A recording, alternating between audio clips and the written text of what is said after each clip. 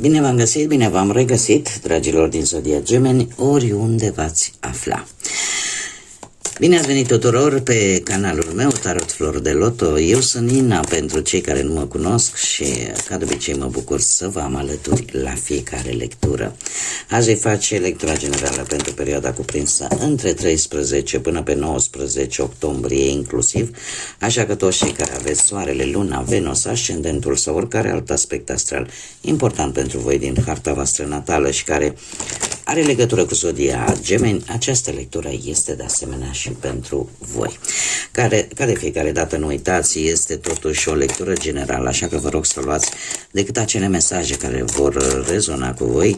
Restul lăsați-le să zboare în univers, pentru că sigur sunt pentru alte energii care într-o mai mică sau mai mare măsură au o legătură cu Zodia Gemeni. Și începem această lectură cu întrebarea pentru Lenormand. Ce este important de știut pentru dragii mei din Gemeni în perioada 13-19 octombrie? Care este situația cea mai importantă de știut pentru dragii mei din Gemeni în săptămâna 13-19 octombrie? Să vedem.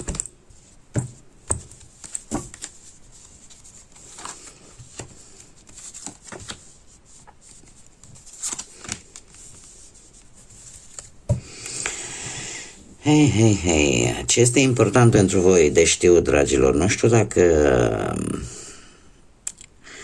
o să facem așa. Ori este vorba de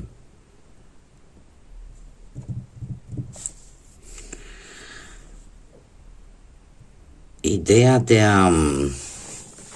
ca ceva legat de familia voastră sau de un membru al familiei sau de o situație din familia voastră, ceva să se termine. Sau poate chiar se termină ceva legat de familie. Acum, ce ar mai putea să fie?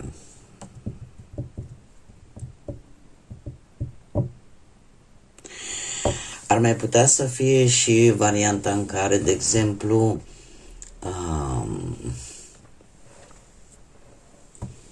vorbim și de o problemă de sănătate.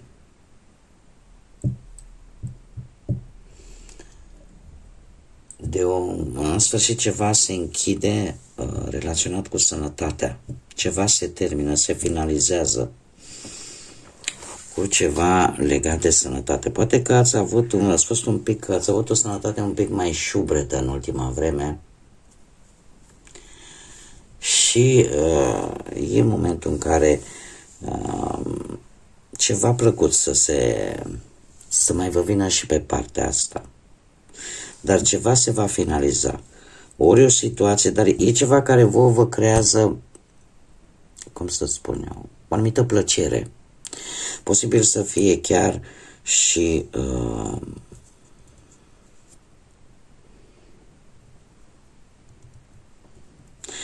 o veste, o surpriză poate să fie legat de ceva care se finalizează și avem aceste două variante, ori legat de sănătatea voastră fizică, ori legat de cineva din familia voastră sau de situație familială, o situație în care sunt implicați poate mai mulți membri din familie. Iar asta vine la pachet și cu o transformare. Vă dați seama de ceva important în această săptămână. Haideți să vedem ce ne spune tarotul, ce vine pentru dragii mei din Gemeni în perioada 13-19 octombrie.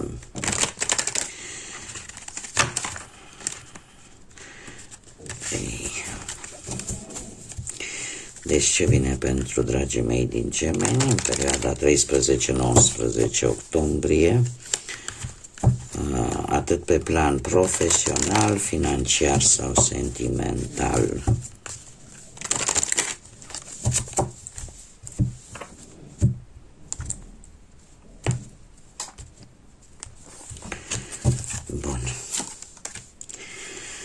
plan profesional, muncesc mult și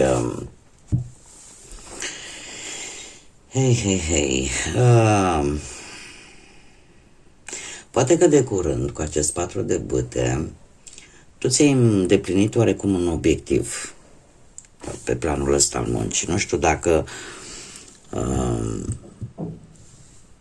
ai vrut poate o avansare sau ai vrut să găsești de muncă sau ai vrut să te îmbunătățești cumva ceva la locul de muncă sau în propria ta afacere.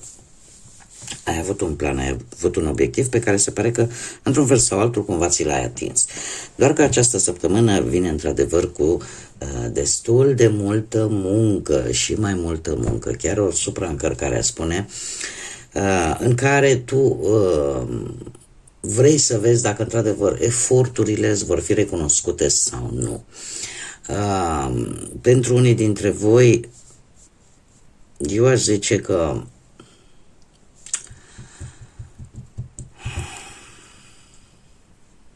mai ales pentru cei care căutați un job, veți depune foarte mari eforturi pentru acest lucru.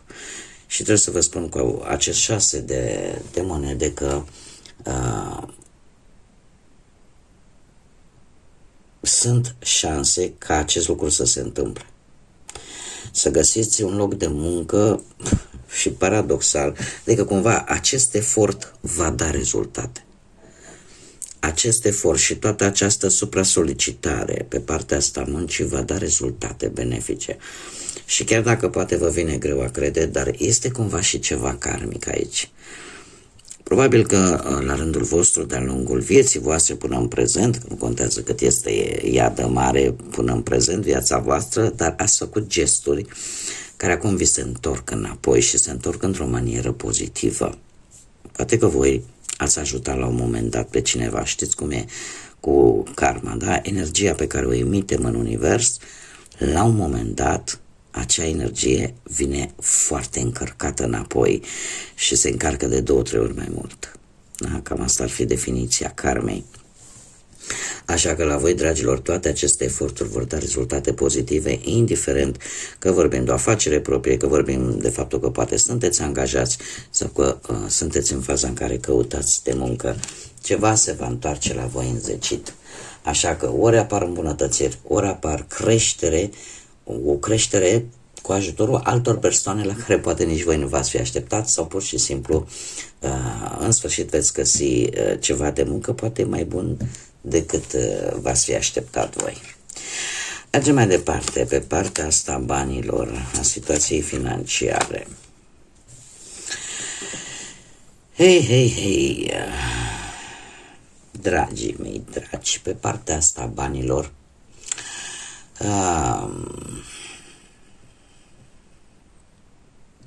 încercați să evitați certurile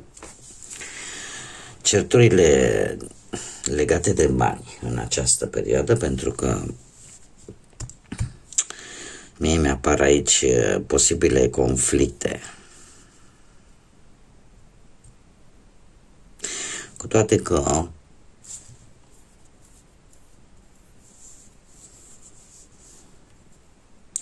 unii dintre voi vă veți gândi să vindeți ceva de valoare.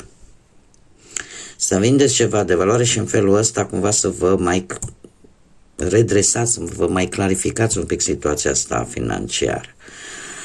Acum ce să vă spun eu? Că e într-adevăr, e cu dus și întors tensiunile astea, conflictele astea pe care le puteți avea cu o altă persoană sau cu alte persoane. Eu zic că 1-2 persoane posibil să fie involucrate într-o anumită situație financiară, iar tocmai aceste tensiuni, într-un fel sau altul, vor duce la, la o claritate. Nu știu dacă v-au fost ceruți bani împrumut și sunteți în faza în care există șansa puțin probabilă să-i recuperați.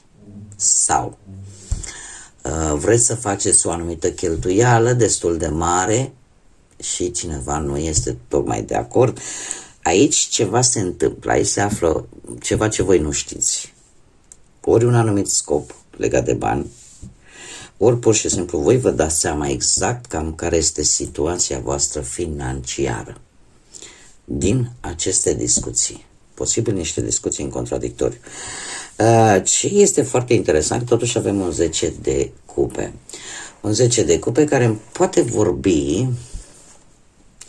de cineva din familie care te poate ajuta pe partea asta banilor. Cineva care poate să-ți întindă o mână de ajutor, dar după ce vei afla adevărul, ca să zic așa, despre situația reală legată de banii tăi. Mergem mai departe, de să vedem pe partea sentimentală. Pe partea sentimentală, cei care sunteți deja într-o relație, am mai zodia Leu și zodia Săgetător. Poate vă spune ceva. Cert este că, dragilor, dragi, eu aș spune că, cel puțin până către sfârșitul acestei perioade, lucrurile sunt destul de echilibrate, lucrurile sunt destul de o comunicare destul de bună, vă sprijiniți cumva unul pe celălalt. Totuși, e ceva care vă nemulțumește. E ceva care vă nemulțumește. Pentru că parte de momente de senzualitate, momente pasionale, de romantism există. Există echilibru.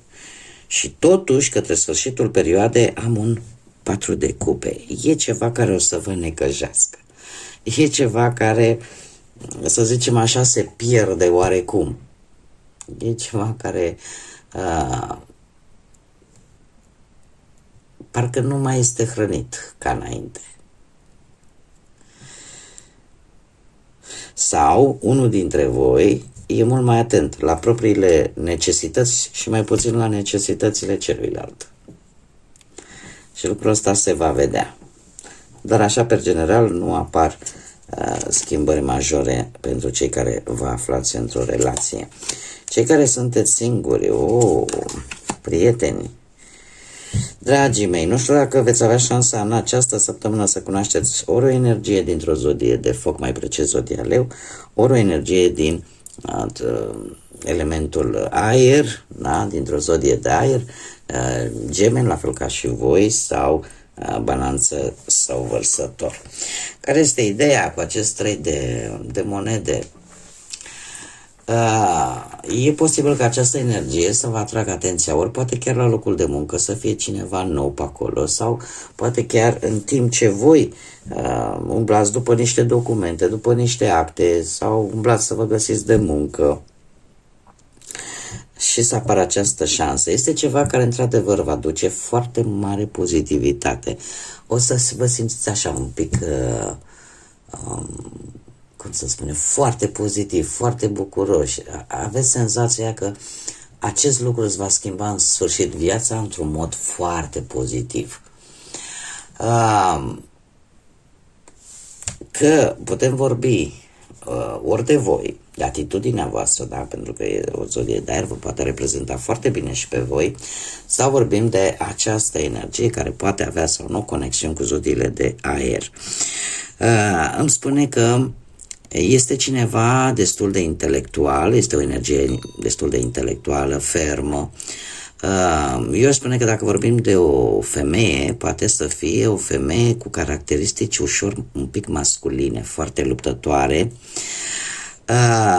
și care într-un fel sau altul își arată cu greu sentimentele, și asta e echivalent chiar și pentru cei care sunteți interesați de domni, de bărbați, da? Deci, indiferent că e la masculin sau la feminin, este cineva care își arată cu greu sentimentele. Da? E o persoană destul de autoritară, aș spune destul de dură, destul de fermă și oarecum, să știți că e o situație în care fiecare va încerca într-un fel sau altul să-l domine mai mult pe celălalt. Dar nu știu, e ceva care vă dă o stare de bucurie. Haideți să vedem acum și ce mesaj important pentru dragii mei din Gemeni în săptămâna 13-19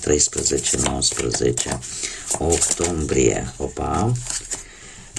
Și foarte interesant, exact ce am văzut pe partea asta muncii. Ia să vedem ce ne spune. Spune așa, că munca ta pe care ai depus-o până acum, în sfârșit se încheie și avem o lună nouă în Capricorn. Asta ce îmi spune, mai ales pe partea banilor. Pe partea banilor și pe partea muncii se pare că veți fi, în sfârșit, se va vedea rezultatul propriei voastre munci, propriei voastre dedicații. Da, tot ceea ce ați tras până acum, în sfârșit, se pare că își va arăta rezultatul. Capricorn este o zodie de pământ foarte stabilă, foarte isteață și care poate aștepta destul de mult timp până când își atinge scopul. Da? Este foarte dedicat, muncește foarte mult, așa că eu aș mai zice că merge pe premiza că nu poți obține nimic în viață dacă nu ai depus un efort foarte mare pentru a-l putea valora și mai bine. Probabil că mulți dintre voi poate aveți și un ascendent în Capricorn și atunci acest lucru cu atât mai mult se verifică și eu aș spune că e posibil ca voi să fi avut totuși un plan de rezervă într-o anumită situație în cazul în care lucrurile nu mergeau bine, dar mie cărțile îmi spun că apare în sfârșit acea recompensă după o muncă susținută. Bun, dragii mei, cam atât pentru voi. Eu vă mulțumesc pentru atenție ca de obicei, mulțumesc tuturor pentru sprijin prin intermediul like-urilor, comentariilor și distribuirilor voastre. Desigur, invit pe toți ceilalți care încă nu s-au abonat să o facă dacă le-a plăcut, dacă au rezonat și mai doresc să vadă și alte lecturi. Desigur, activați clopoțelul. Toate aceste lucruri nu costă absolut nimic, sunt gratuite. Activați clopoțelul în așa fel încât atunci când eu fac public, atunci când public noi lecturi, YouTube-ul să vă notifice, să nu pierdeți nicio lectură.